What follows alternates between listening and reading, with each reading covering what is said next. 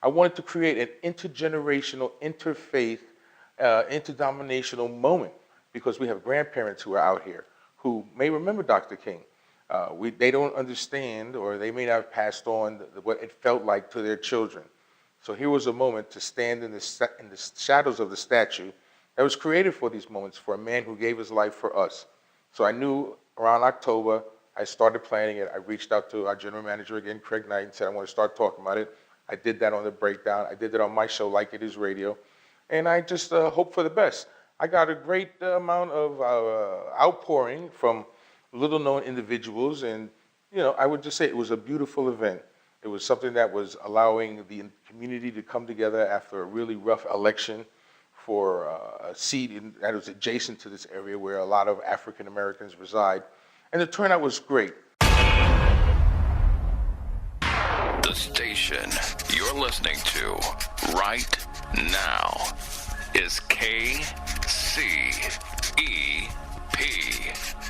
Power 88. The People Station. KCEP 88.1 FM Las Vegas. Owned and operated by the Economic Opportunity Board of Clark County. Broadcasting in HD1. We are Power 88, the People Station. In the interest of community service, Power 88 presents live talk shows to inform, enlighten, and to stimulate thought and dialogue. The views expressed on this program are not necessarily those of the staff and management of KCEP or the EOB. Now sit back, relax, and enjoy the program, or call in and participate at 647-3688.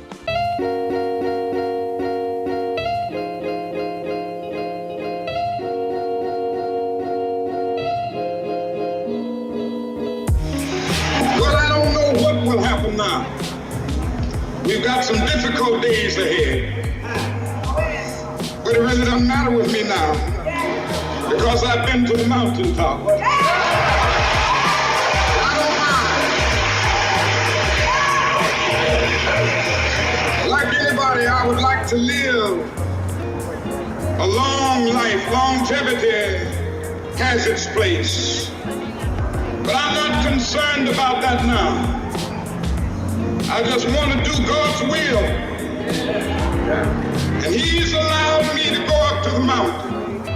And I've looked over, and I've seen the promised land.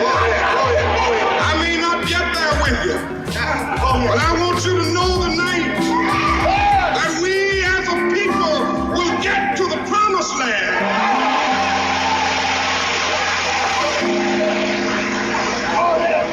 So I'm happy tonight. I'm not worried about anything. I'm not fearing any man. Mine eyes have seen the glory of the coming of the Lord. Good evening, Las Vegas, and welcome to another episode of The Breakdown. Make some noise out there. Let the radio land know you're here. Yes, we are live and direct on the corner of Martin Luther King Jr. Boulevard and Cary Avenue. Yours truly, Professor Knight, checking in. Lady AK Advanced Knowledge, I'm here. All right, Sweet Lou has come through. Everybody knows why we're out here, right? I remember the day clearly. It was the first time for me I ever saw the elders of my family all gathered together crying. And that means my father and my grandfather and my Uncle Carl. And then I remember that night, being woken up and driving all the way to Washington, D.C., and the smell of smoke as we entered the nation's capital. And the strangest thing to me is my grandfather was smoking a cigar. And I was like, man, you could smell the smoke. And I just looked at him. And I looked at my family. And I saw them all crying. And I knew the impact of this day because somebody had done something to somebody amongst us. And I knew that the family was going to have to go through something. When they looked at Malcolm X and they shot him in the Audubon ballroom, that was the day that they killed Black Hope.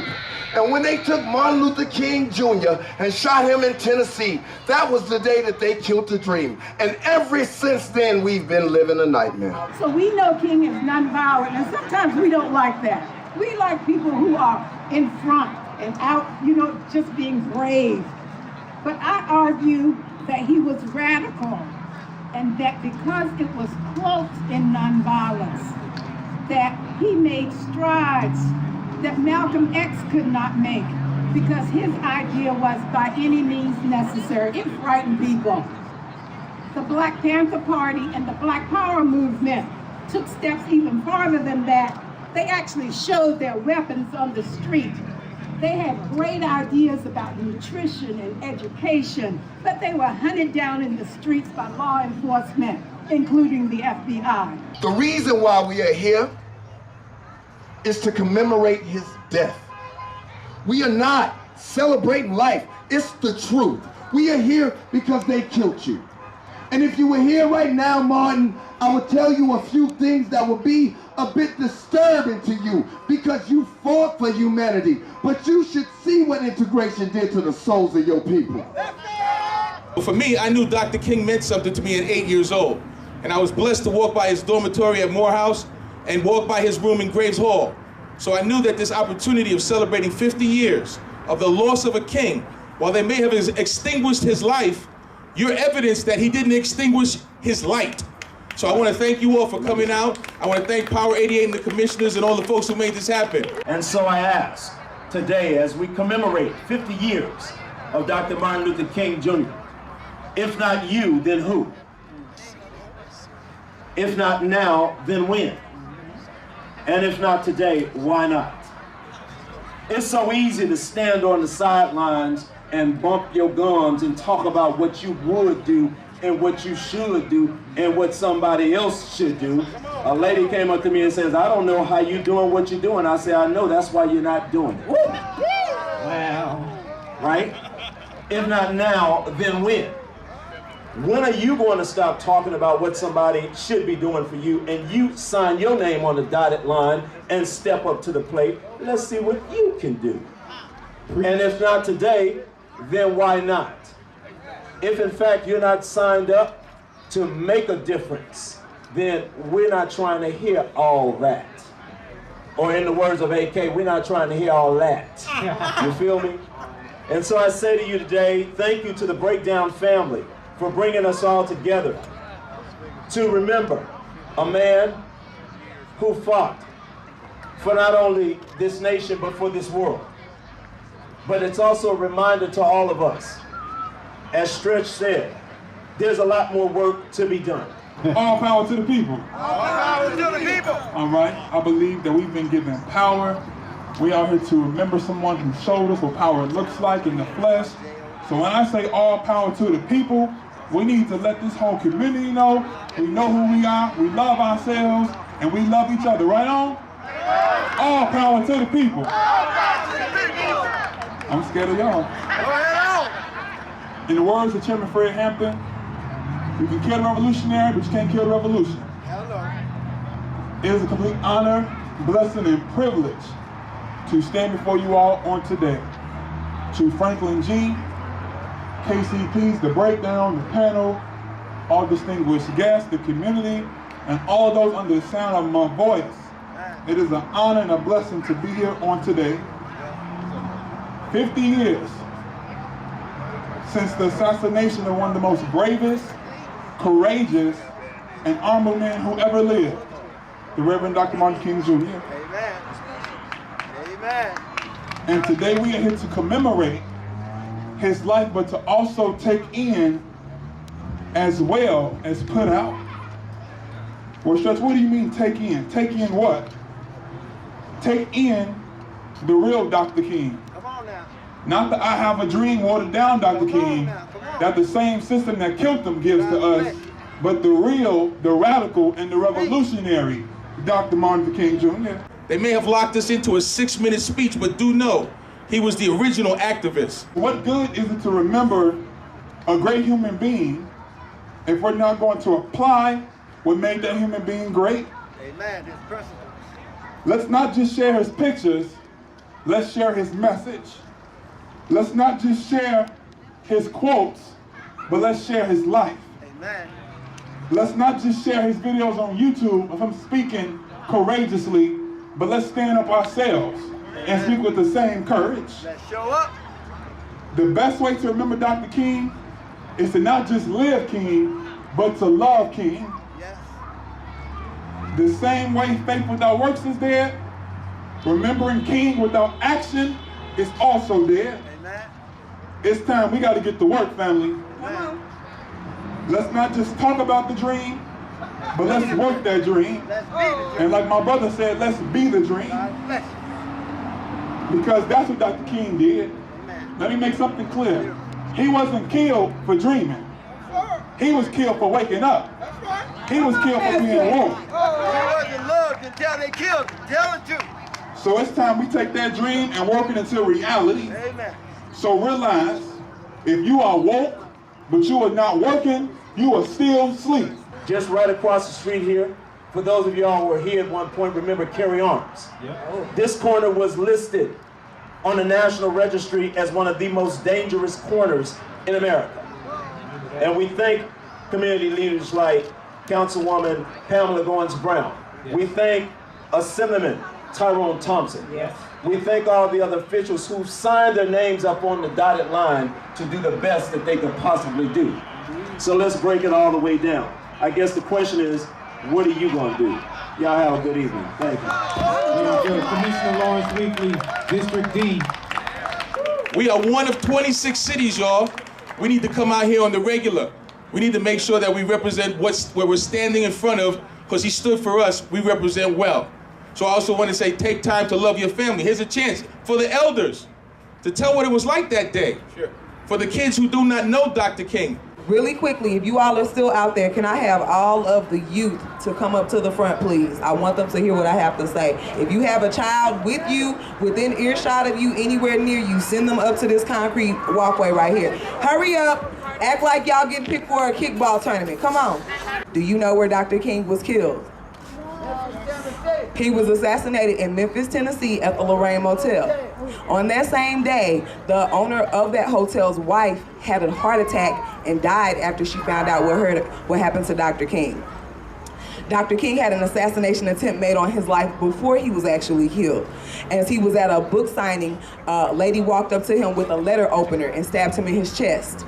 She stabbed it with so much force that even though he lived, on the way to the hospital, the doctor said that if he had sneezed, he would have died. Okay? Dr. King's name was not Dr. Martin Luther King when he was born. Obviously, he wasn't born a doctor, right? Duh. But he was not born Martin Luther King. He was born Michael King. His dad, who had the same name, went on a trip where it's called a sabbatical. Y'all Google that later. So he went on a sabbatical, and there he was inspired by a priest there named Martin Luther.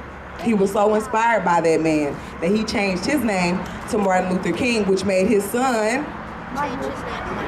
Martin Luther King Jr. Thank you, baby. That's my nephew right there. That's Bliss' son right there. He ain't playing with the answers, yeah. With that being said, now you all know some things that you may not have known. Some of you know a lot that you may not have known. The question is what do you do with what I just told you?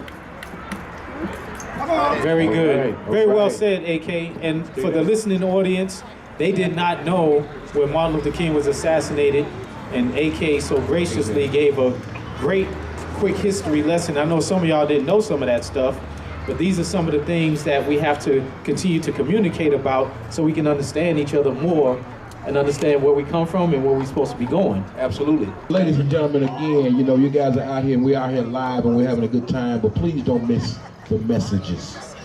You know what I'm saying? You know, you're looking at the messengers and some may have difference of opinions of who the messengers are today, but please don't forget the messages. Absolutely. The message. After all the hard work Dr. King did, at the end of his life, most of us weren't standing with him.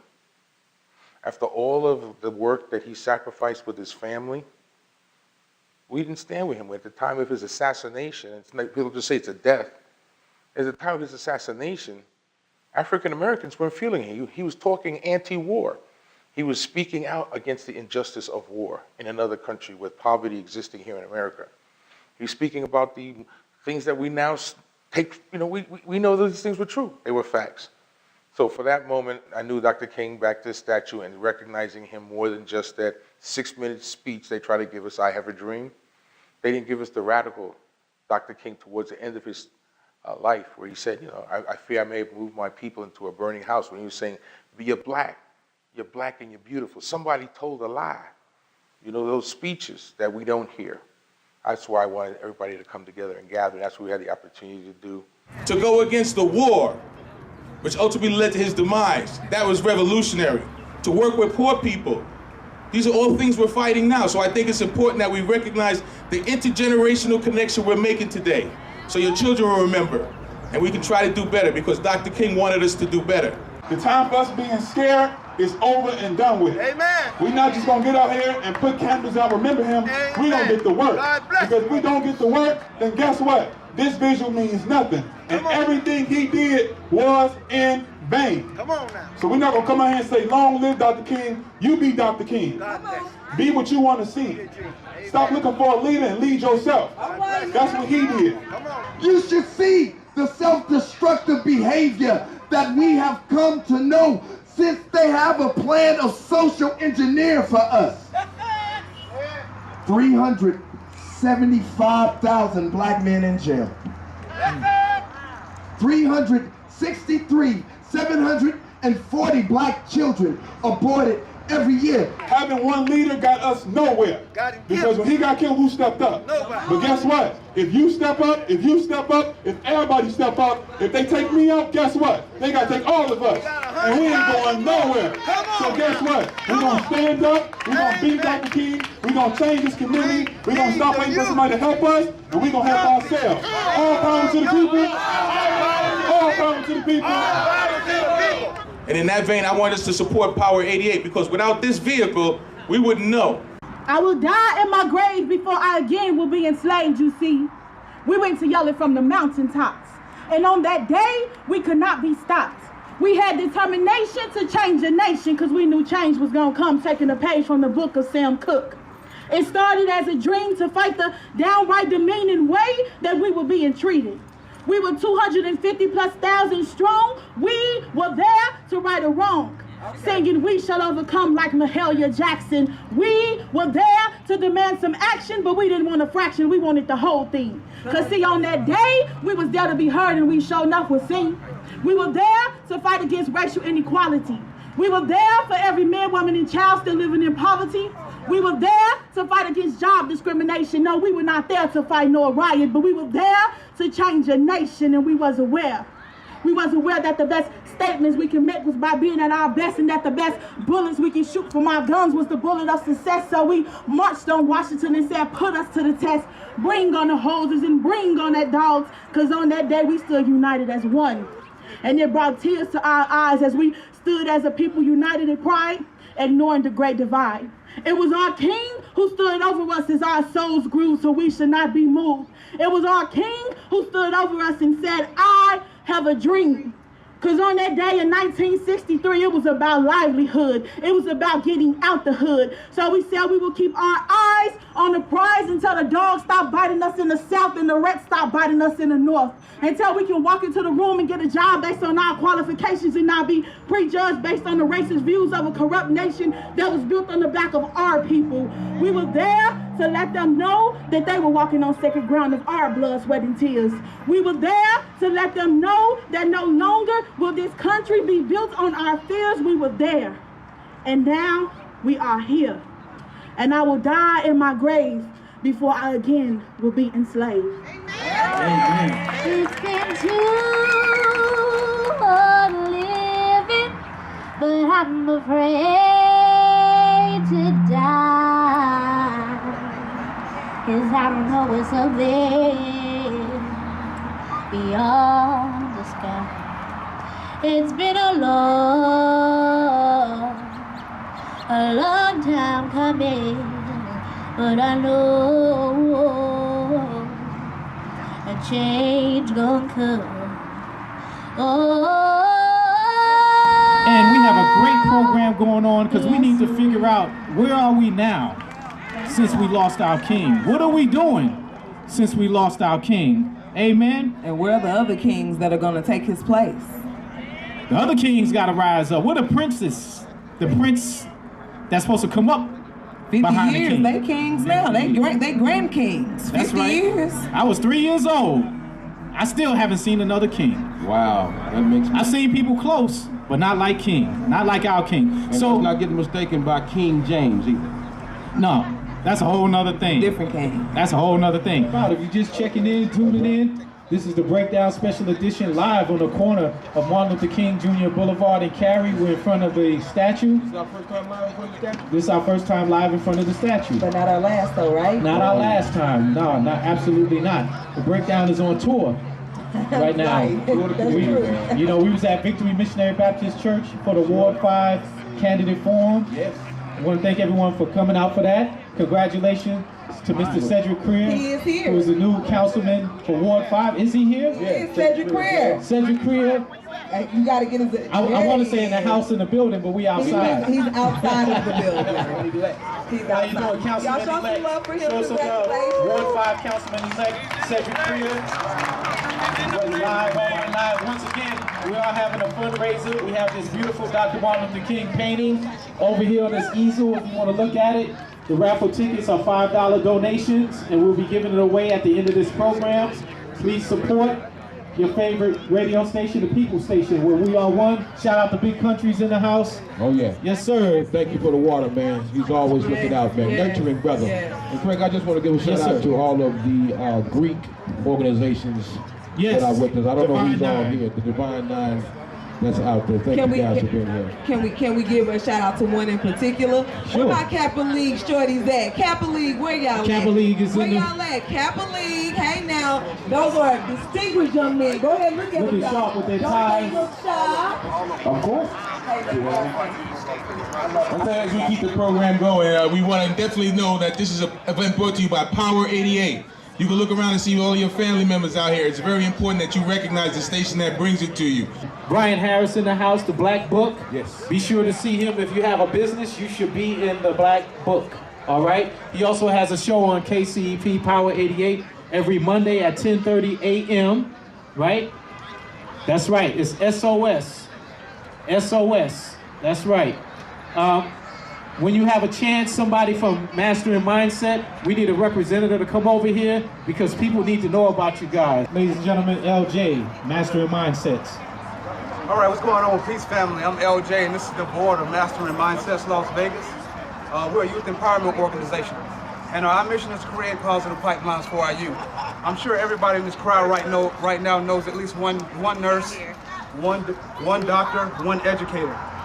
So we said, why be dependent on a public school system when we have enough professionals in our community and we can provide workshops and classes for our kids on our own. But at the same time, we realize that if we raise all our children to be successful and they blew all their money on Gucci belts, and ultimately as a community we failed them. We lost the importance of knowledge of self within raising our youth. So that's a principle that we want to get back. That's something that we want to encourage in the communities, because as of right now, we're not here because of what kind of car Dr. King drove. We're here because of the impact that he made with his family and his community and all over the world. So one thing that we emphasize within Mastering Mindsets is energy can't be destroyed, it can simply be changed. And the fact that we're all here today celebrating the 50th commemoration of Dr. King's death is a direct reflection of the energy being transferred into each and every one of us today. So I challenge all of us to do something so impactful when we leave here today that people talk about us 50 years from now. All right? Well, you know, we got to keep the program going. We got another person coming up, Craig. Yes, we do. Spoken word, right? We got another piece by Mr. LeBlack. Y'all know how he puts it down. Let's put your hands together. He's going to hit us with some words because, you know, that's the original thoughts. Let's hear it for LeBlack, y'all. Come on now.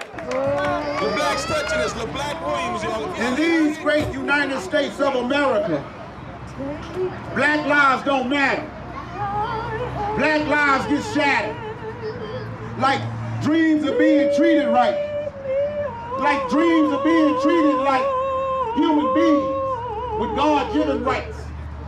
No human being should have to fight for the same respect that the next man expects and demands in this land of the free. No man should ever be strange fruit on familiar trees. No roots should ever be uprooted or have their entire existence polluted and fabricated. Denied the opportunity to be educated, faced with daily unadulterated hate, it begs to question. Is black skin a curse or a blessing? Is that not cause for aggression?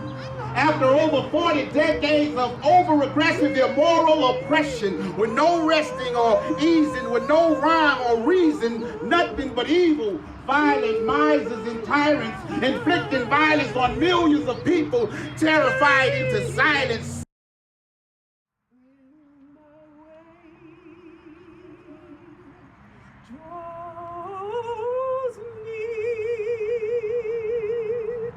Precious Lord, linger near with my life. He is almost gone.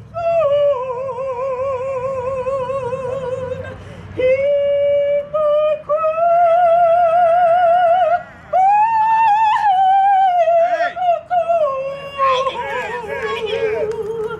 Hold my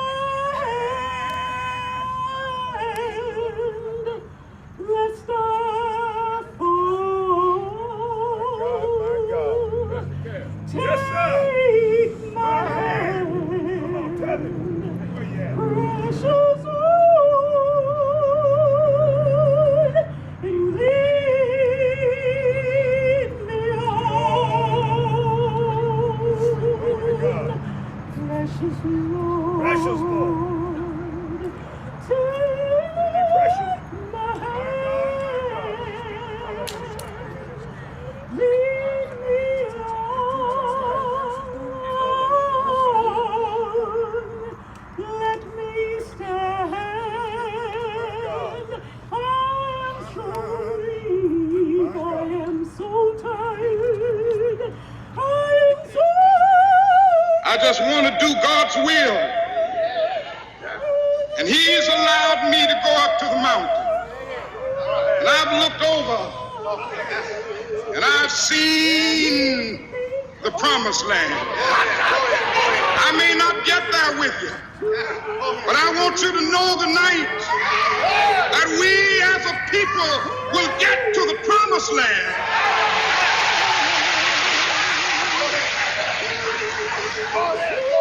So I'm happy tonight. I'm not worried about anything. I'm not fearing any man. Mine eyes have seen the glory of the coming of the Lord.